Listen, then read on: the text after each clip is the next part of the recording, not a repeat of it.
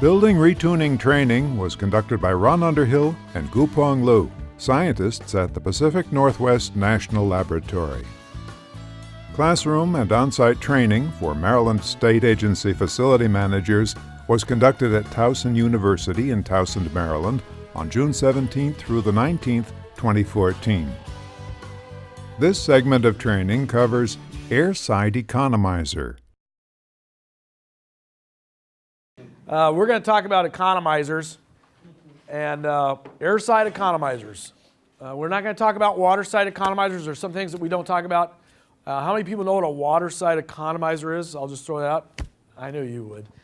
Water side economizer is where you have a cooling tower. In the wintertime, temperature is low enough outside you can shut off your chiller but still generate chilled water through a plate and frame heat exchange process.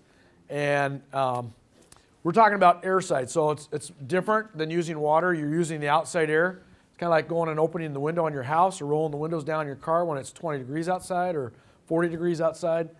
Lots of cool air out there. So here's a great little picture. I think the definition is from ASHRAE. Air side economizer is a duct and damper arrangement and automatic controls that together allow a cooling system to supply outside air to reduce or eliminate the need for mechanical cooling. Another one of the things that we talk about, basic energy management. If I don't need it, reduce it or eliminate it. So here's your outdoor air coming in. Here's a damper. There's your return air up there, either exhausts out or relieves out, or it gets returned right here, and they mix the return air and the outdoor air to provide a temperature that matches what you need leaving this fan without running this cooling coil. That's it in a nutshell. Real simple. Where in the country are you going to have a heating coil unless it's reheat after the cooling coil? Yeah, no, that's a good point. And this is, I don't know where we got this, but yeah, maybe in Miami. I don't know. Yeah, no, maybe here where we're doing dehumidification and reheat. I don't know. Right. For economizer here, I'm certain you may need preheat coil. Yeah. Yeah. And again, this is diagrammatic in nature, so what you're talking about is maybe a dedicated outdoor air or just preheat coil. Okay, yeah. Yeah. Reversed. What's that? Yeah. Yeah. The heating coil be first. Yeah. And there's a lot of reasons why you want the heating coil. I think you said hoarfrost. Is that right? No? Freezing the coil. Freezing the coil. Yeah. So again, the controls here should regulate the temperature right here so that we don't allow air that gets below freezing. But again, it's a mixture, so you could have stratification. That's a problem.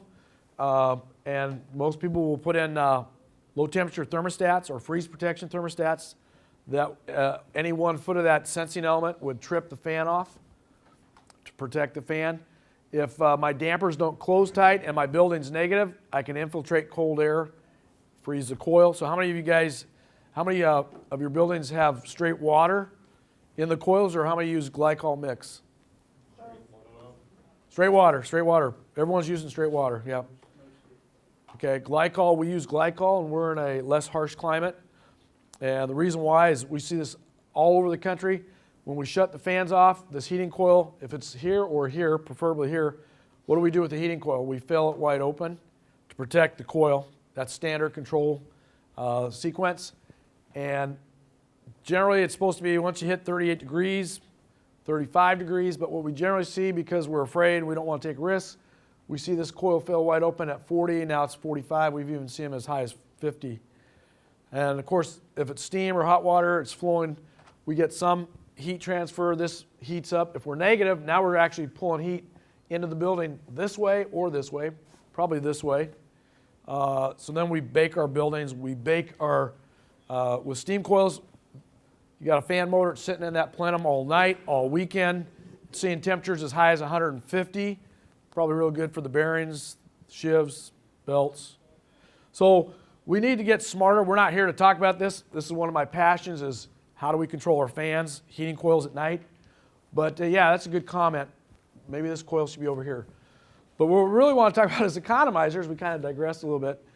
And so when the fan's running, this is a system, just one variation of an air handler or rooftop unit that can economize, and the word economize means it's lower cost, energy-wise, cost-wise, than running the cooling system.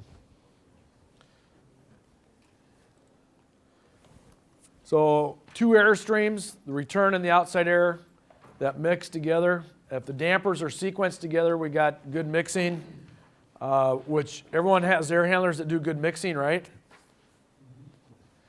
We see a lot of problems for a lot of reasons with mixing of air streams. If I go back, this is not a real good picture, but large air handlers. Depending on where my outside air is coming in, if it's real cold out, it's going to sit right here, drop, and it will never mix, especially if it's a short mixing box, small mixing box. And so I could freeze these coils. A lot of issues with coils and mixing. So which airstream is the most efficient to use? Do we use dry bulb? Do we use enthalpy? Enthalpy, okay. Do we do a comparison between the return air and the outside air, or do we just say once it gets to a certain limit outside, boom, we're switching, we're going back to return air, or we're going to use outside air? So you can both, okay. So you can see on our bullet there, we say most dry climates, we just use dry bulb, and we do compare.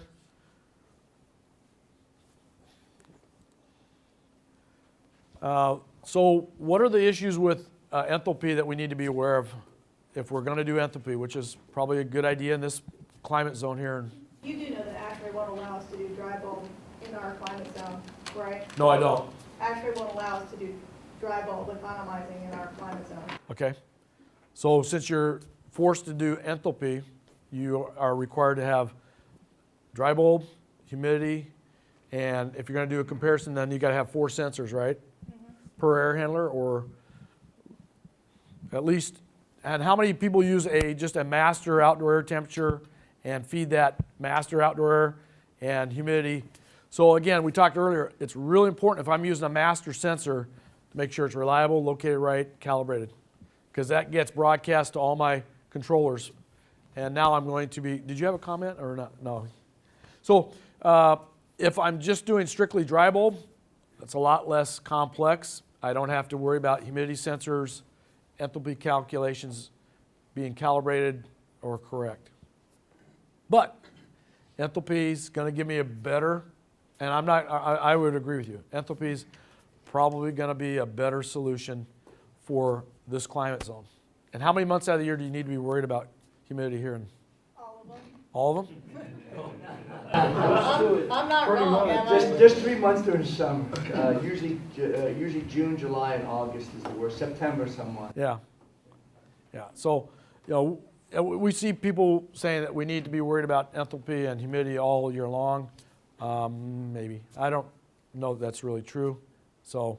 As soon as the cold weather comes, obviously you dry out. You're going to be below that. Yep. Okay. So lots of potential disagreement or discussion, but so when we're looking at an economizer, if we're strictly looking at dry bulb conditions and trying to determine if our economizer is working, the second bullet there says if your trended data says your mixed air temperature is within 4 to 5 degrees of outside air when you're 100% open, they should, that generally indicates you're 100% open. Now, if you're not expecting it to be 100% open, then that might indicate you got a problem. So, again, there's some more data that you could be looking at. If you trust your outside air temperature sensor and you trust your mixed air sensor, that second bullet says, if they're tracking with each other, but my damper command says, no, you should be closed because the enthalpy is too high outside, okay, well then maybe you need to go look at, is my actuator working? Do I got other issues? And then the second one says, if I'm tracking with my return air temperature, but I expect to be 100% outside open, or at minimum, okay, maybe I got another problem right there. So again, 2 air streams, I can track with each other. I can use the trending data and compare them with each other to say, do I got a problem or is it working? Does everybody understand that? Hopefully you will. So I'm not sure that you say there that you want your mixed air within 4 to 5 degrees of return air. we have 70-some degree return air, wouldn't we be in a cooling situation, no matter what situation? I mean, if you're looking for mixed air to be the same as return, I'm not sure that would be the best scenario. So let me go back. I think he's saying that's if you have that, it's an indication there's a problem.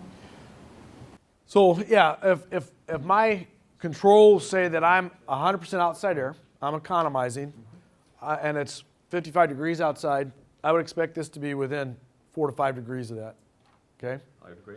But on the other hand, if this sensor is reading significantly higher, closer to my return, I've got an issue. Conversely, if I'm on minimum outdoor air, because I'm in a high enthalpy mode, I don't want to be bringing in that hot, humid air, then I should be at minimum, and I shouldn't be tracking with this temperature, I should be tracking with this temperature, within 4 to 5 degrees.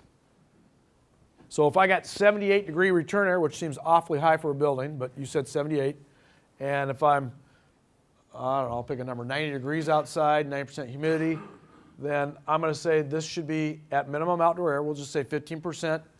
It's going to be a little bit warmer than this because it's mixing this airstream with this. Two warm airstreams. This one's a little bit cooler, lower energy content because we said it's lower enthalpy. But just from a dry bulb standpoint, it should be within 4 to 5 degrees. Okay, so again, I'm not going to belabor this, but we're just saying that comparing mixed air with return air or mixed air with outside air, depending on what's going on with your economizers, is one way to diagnose what's going on with your economizer, if it's working or if it's failed. So the purpose of an economizer, they should open, they should be closed, or modulate when it's appropriate to do so. We talked about this morning, if I'm in a warm-up mode, cool-down mode, it's 4 a.m., hopefully they're closed. I don't need to be bringing in any outside air because I don't need to ventilate my building. There's no one in the building. If it's appropriate to economize, maybe I'm 100% open, or maybe I'm modulating, or maybe I'm at minimum set point for ventilation. So when we're looking at economizer, we would review outdoor air, mixed air return, discharge temperature, damper position, and chill water position. The reason why we want to look at chill water valve position is we want to see if we're able to satisfy all the cooling requirements with the outdoor air damper. If it's 45 degrees outside and I'm economizing, or 50 degrees outside, should that be cool enough outside to satisfy my discharge set point? Yes. Okay. Good answer. So if in fact I see my cooling valve is modulating open, it might indicate that my economizer is not working properly. So again, look for outdoor air dampers that are open or not open at unusual times of day or unusual outdoor conditions. If you expect them to be open and they're not, then there might be a problem. Again, that 40 to 60 degree, take that with a grain of salt, but generally between 40 and 60 are the most favorable outdoor conditions to economize. I think one thing you keep mentioning the chill water valve, hot water valve, whatever position. Mm-hmm. I'm not sure what other experiences have been, but BASs will either do the commanded, they'll either display commanded or actual. It should be, realistically, you should look at both points. Yeah. Because they'll say, oh, well, that's what it should be. Okay, well, if that's what it should be, what is it? Yeah. Do they match? Because if they're just plotting the command, you have no clue. Sure. You're like, oh, well, it's 100% open. Yeah. That's a command. Yeah. And not every BAS system has that feedback from the valve or damper. I'm assuming, do you guys have that then here at Towson, your system? I'm with College Park. Oh, I'm sorry. But You got more money. well, I mean, you just there again, you just have to put in the specs. Yeah. You build it up front, and Yeah.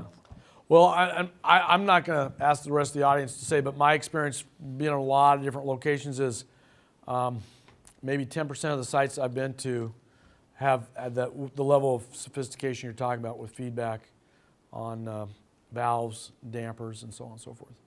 Would that, We usually don't do feedback. yeah, A lot of the stuff that we put in nowadays does have a point available from the device. But basically what we found is if it says it's 100% open and it's not, it's going to manifest as a no cooling situation. yeah. And we're going to find it and fix it then. So and your point's well taken. It's good to have feedback. The problem with feedback, again, is we want to get everybody out of the, like you said, I think you were the one that said, hey, get out of the chair, go validate. I can't tell how many times been in our own buildings and other sites, the valve says 100% open, heating or cooling valve, you go out and look at the manual isolation valve, it was completely closed. We don't monitor or control manual isolation valves. They're there strictly for maintenance purposes or other reasons. And so, now I have something that tells me the feedback of the control valve, but doesn't tell me anything up or downstream. So, yeah, it's one of those catch-22s. I think feedback's a great thing to have. With today's valve, we're finding out that when they shut it at night and they zero out, they usually will follow the travel, and they're usually pretty close. The problem that we found out a lot more is happening is that they disengage from the head. Yeah. And so the way to design some of them, they're disengaging from the head. So even though the head's claiming you're 100% open, the valve itself has not lifted up. And therefore, you really have to check the valve itself or use a pyrometer or nowadays a temperature sensor to see whether it's cold on both sides or heat on both sides of the valve to see whether or not it's actually working. Good point. Yeah, great point. So some of the things with an economizer, these are some of the things, these are actually things that we've all seen. Strategies that are incorrect, dampers that are stuck, linkages that have been disconnected, actuators that are failed, pneumatic or electric, obviously electric if it's got wires that are disconnected. Sensors that have failed, could be the mixed air sensor, could be the humidity if I'm calculating enthalpy. 2x4 in the damper. I've seen plywood over the outdoor air intake. What do you got right before most outdoor air dampers? You got bird screens. Bird screens collect with feathers, dust. I can't tell how many times I've seen bird screens load up. Cotton from trees or whatever it might be. Well, we only clean filters and coils. What about the intake screens? So they get plugged up. So here's some pictures. Most of these are from our buildings. I won't read all the things. I love this last one over here. It's got an alligator clip, that yellow guy over there outside of the circle. That's an electric actuator. But anyway, you can see linkages disconnected. Just dampers are kind of out of sight, out of mind. So here's some rooftop units.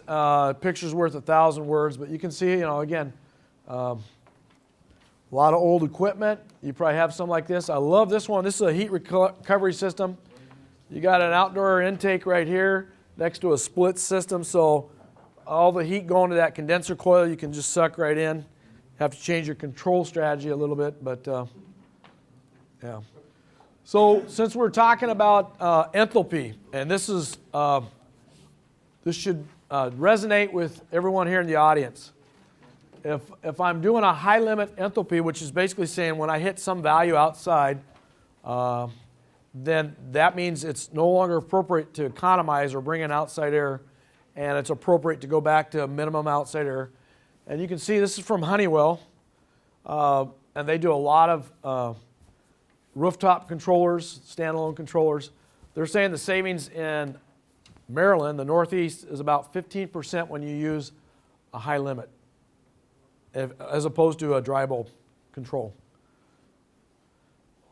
So if I'm using a high limit on a BAS, what should be my target set point? BTUs per pound.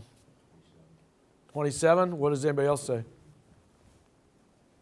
27? Okay, we've seen it as low as 12, and rarely see it as high as 27, but 27, 28 is actually what ASHRAE would recommend. Everyone will get scared when you say, oh, wow, that's really high, so we start moving it down. And so 20, I won't ask anybody else, but if you're not as high as 26, 27, then you're probably not getting the full benefit of an enthalpy-based high-limit control. And if you're doing differential enthalpy, which is where you actually are measuring the temperature and humidity and comparing it, the difference between the return air and the outside air, your savings goes double, 30%, according to Honeywell. And I'm not going to argue with it. I'm not sure why this midsection is whited out. I think that was a problem. Again, we're from Washington State. You can see if you lived out there, we bottled that nice dry air. what your economizer savings would be. So lots of, that might be the only reason to move out west. So here's a dry bulb economizer chart.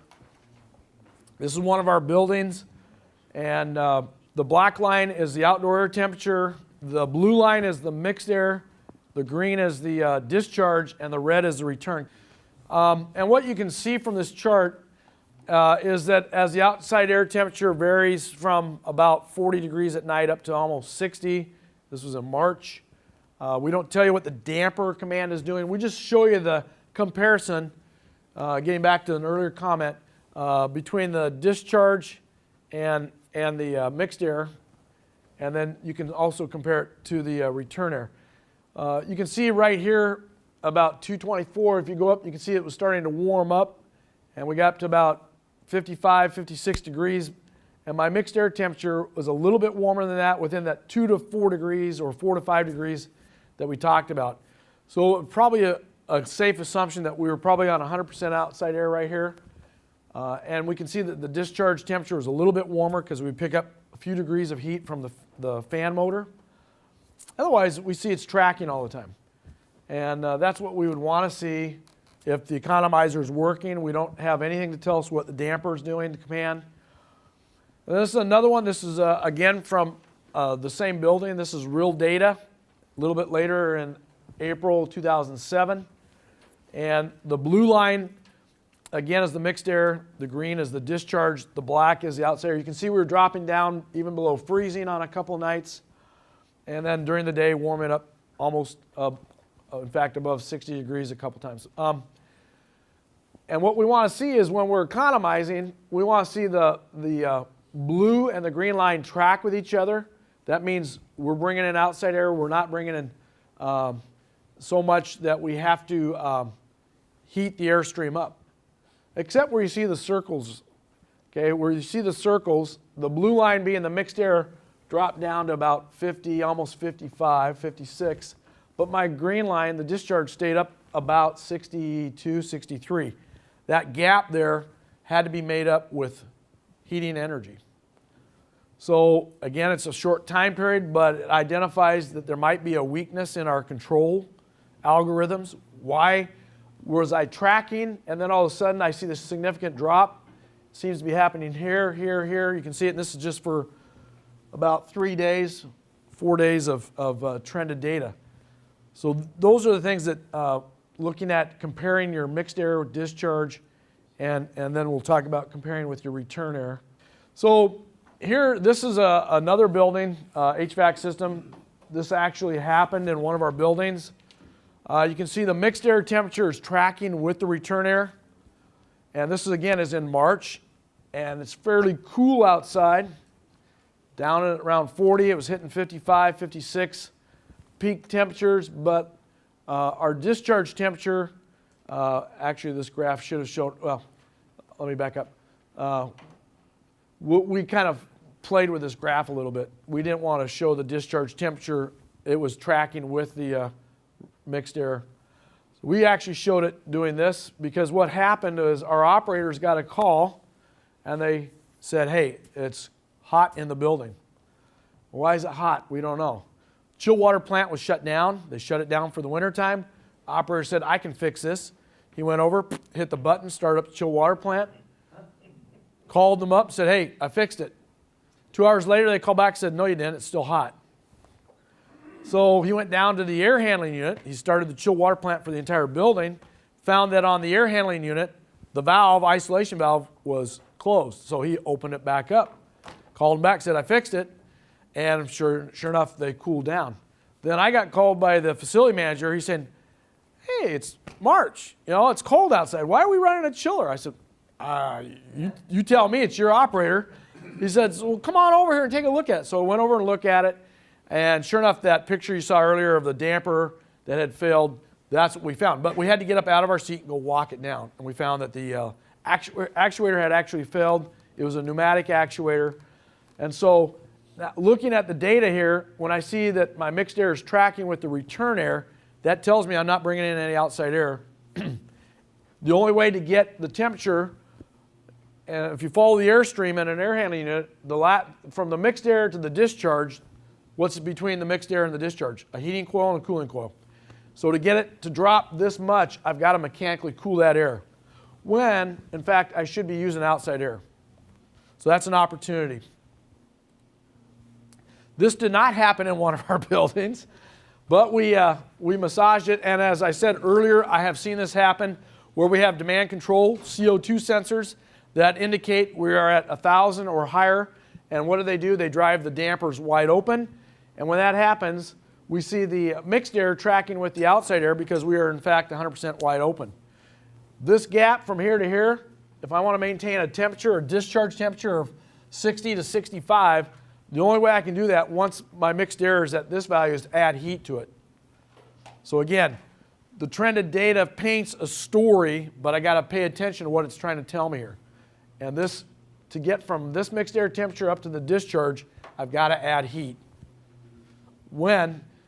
If my economizer was working, if this was because I had a failed CO2 sensor or whatever it might be, maybe I overrode the damper 100% open. That's happened to us. We've had people complain about the air quality. Operator says, I can fix that. Overrides the damper 100% open. It was a 60-degree day. That night it dropped way down, and the fan keeps running, and now we're burning energy when in fact, why is the air, is it really bad, or is it an indoor air quality issue? Should we get out of our seats and go look? Should we grab someone else, an engineer, and say, hey, before I do this, you want to make sure that I'm not going to create an energy penalty on my building. So again, we talk about dry climates because that's where we're from. Then we talk about normal climates, and then we talk about you guys, not so normal. Maybe we should change it from humid to not so normal. But anyway, if you're strictly based on dry bulb and you don't have humidity sensors, you don't have enthalpy calculation, we're saying go as wide as you possibly can. I have seen the Northeast based on dry bulb as low as 55 degrees. And how many of you guys have just strictly dry bulb based economizer control? Anybody? And what value would you recommend for the high limit if it's strictly dry bulb?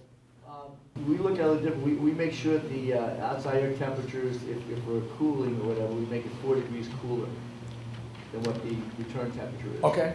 That way the humidity doesn't play a bigger role in it. Okay.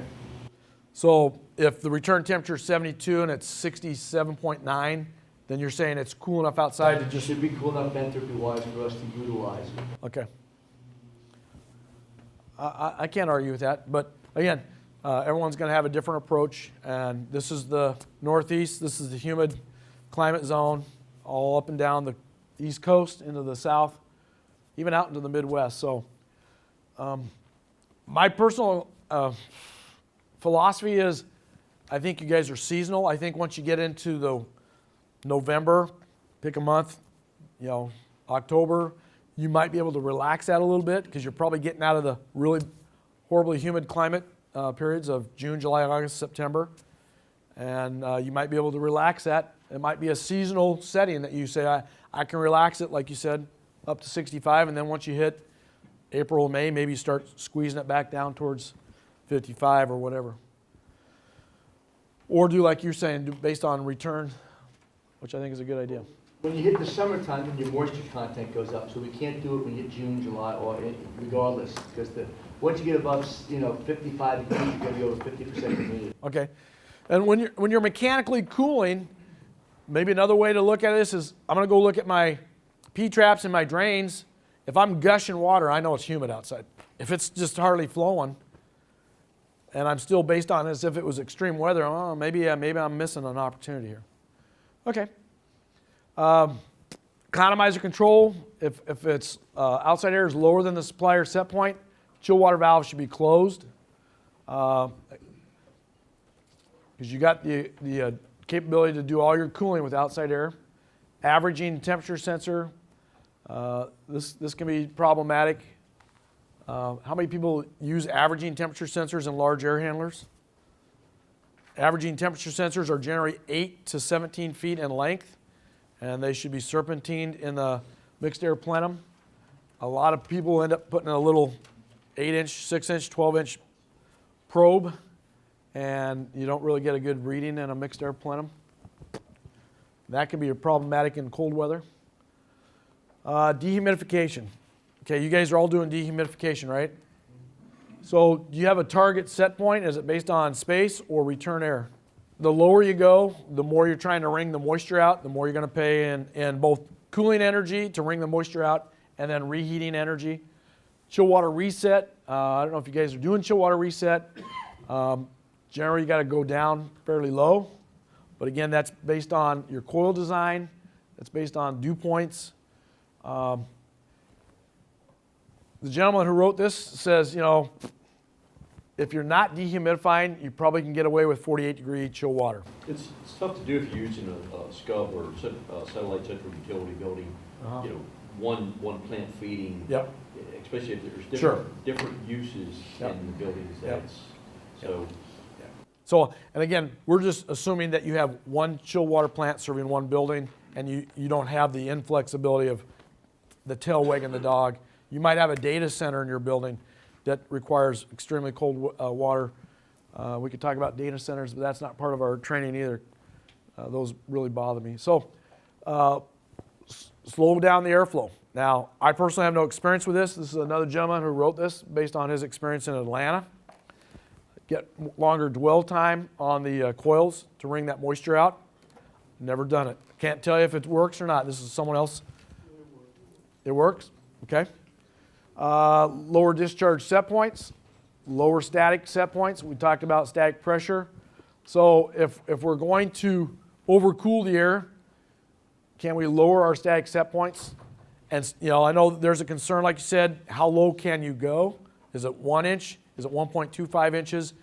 I don't know. But if we're going to overcool the air, now we really want to think about, okay, if I don't have an automatic reset, maybe I at least need to manually do something. Or I'm going to probably overcool my zones anyway. I'm going to end up reheating. The question is, how much reheat energy do I have to put into the equation? Some people are completely shutting off their hot water plants. We do. And it can create problems. People are calling up saying, I'm freezing.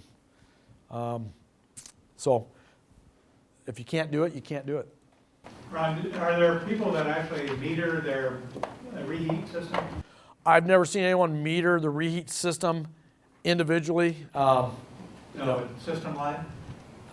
Generally, your reheat system is going to be your only gas. If it's gas-fired boilers, that's probably going to be the only gas load in a building in the summertime, unless you've got other gas-fired loads like a kitchen or whatever, some domestic hot water. But it's probably going to be the predominant load. So if you got a gas meter for your building, you probably can assign, with a fair level of confidence, 90% of that energy is going or higher to my reheat system. But no, I've not seen anybody ever sub-meter it.